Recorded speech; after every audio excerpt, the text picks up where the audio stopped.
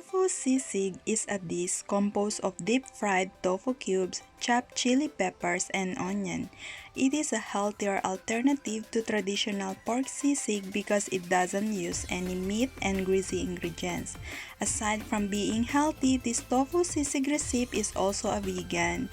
You can serve it as an appetizer or side dish and also perfect for beer as pulutan.